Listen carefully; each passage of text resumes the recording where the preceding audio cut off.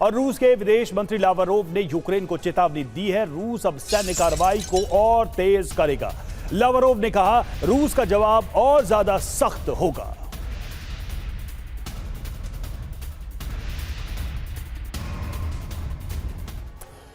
तो यूक्रेन पर कहर बरपेगा, लावरोव ने क्या कहा है, यह आप जानिए। रूस कार्रवाई और तेज करेगा, अब और कड़े तरीके अपनाए जाएंगे। तो क्या करने वाला है रूस, अब यह देखना होगा। जवाब और ज्यादा सख्त होने वाला है रूस का। क्या असर होगा? रूसी मिसाइल और ड्रोन हमले बढ़ेंगे, पश्चिम मदद से जुड़े ठिकाने निशाने पर आएंगे, हथियार और सैन्य लॉजिस्टिक टारगेट पर होंगे। इसके अलावा ऊर्जा बुनियादी ढांचे पर दबाव भी बढ़ाया जाएगा रूस की तरफ से। पश्चिमी देशों से तनाव और भी ज्यादा, जाहिर सी बात है कि इससे बढ़ता हुआ नजर आएगा। और देखिए, टाइम्स की रिपोर्ट में बड़ा दावा सामने आया है। ब्रिटिश ड्रोन से रूस को दहला रहे हैं ज़ेलेंस्की। रूस के अंदर तक हमले के लिए इस्तेमाल किया गया। ब्रिटेन के खिलाफ भी हाइब्रिड वॉर का खतरा है।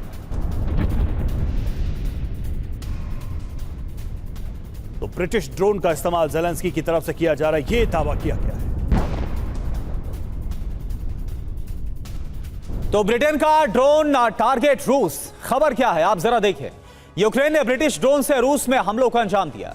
करीब 6 महीने से ऐसे ड्रोन हमले की रिपोर्ट सामने आई है। मॉस्को, वोल्गोग्राद रिफाइनरीज पर भी हमले हुए हैं और ये हमले हमने आपको दिखाए भी। BAE सिस्टम से जुड़े नायान ड्रोन से हमले को अंजाम दिया गया। यूक्रेन की लंबी दूरी की स्ट्राइक क्षमता बढ़ी है, यानी कि एक छोर से दूसरे छोर तक भी हमने देखा कि कैसे यूक्रेन हमले कर पा रहा है। अब खतरा इससे क्या है? ब्रिटेन पर सीधे युद्ध में शामिल होने का क्या आरोप लगेगा? ब्रिटेन पर साइबर हमले और जासूसी बढ़ने का खतरा है क्या?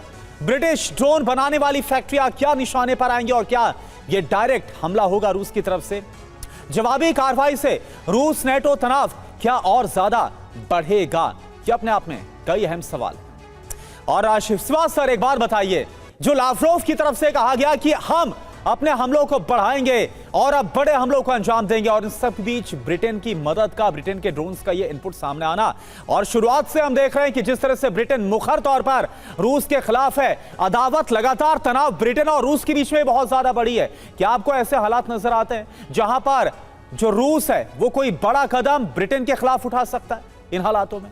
हाँ बिल्कुल। देखो, एक बात तो माननी पड़ेगी कि अब यूक्रेन को मदद बहुत मिल रही है। हाँ। और उसकी वजह यह है कि यूक्रेन रिजल्ट हासिल कर रहा है कि पहले यूक्रेन के ऊपर कॉन्फिडेंस नेटो का भी नहीं था और अमेरिका का भी नहीं था। उनको लगता था कि यूक्रेन ज़्यादा देर टिक नहीं पाएगा रूस के सामने, और उसने 20% इलाका पहले 10 दिन में घुमा दिया था। मगर जैसे जैसे लड़ाई चलती रही, बढ़ती गई, यूक्रेन ने दिखाया कि वो लड़ सकता है, वो झुकेगा नहीं। और मुझे लगता है जिस प्रकार से यूक्रेन ने एसिमेट्रिक वारफेयर का इस्तेमाल किया ड्रोन्स का, वो उससे काफ़ी बैकफुट पे है पुतिन।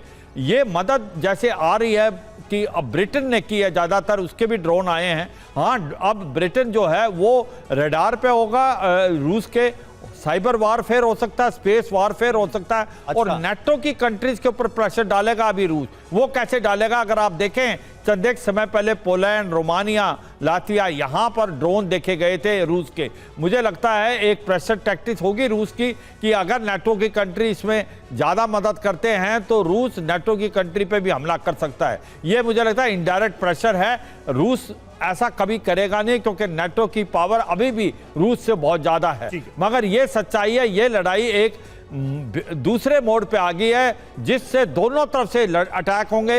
यूक्रेन ड्रोन की मदद से हमले करेगा, रिफाइनरी बर्बाद करेगा, सप्लाई चेन को तोड़ेगा, कम्युनिकेशन कंट्रोल सिस्टम, और रूस जो पलटवार करेगा वो इनका इंफ्रास्ट्रक्चर बर्बाद कर देगा। जो पुराना और सबसे लंबा सवाल है वही कि क्या रूस यूक्रेन से आगे बढ़ेगा? जिस तरह से ब्रिटेन हो, दूसरे देश हो, यूक्रेन के पीछे खड़े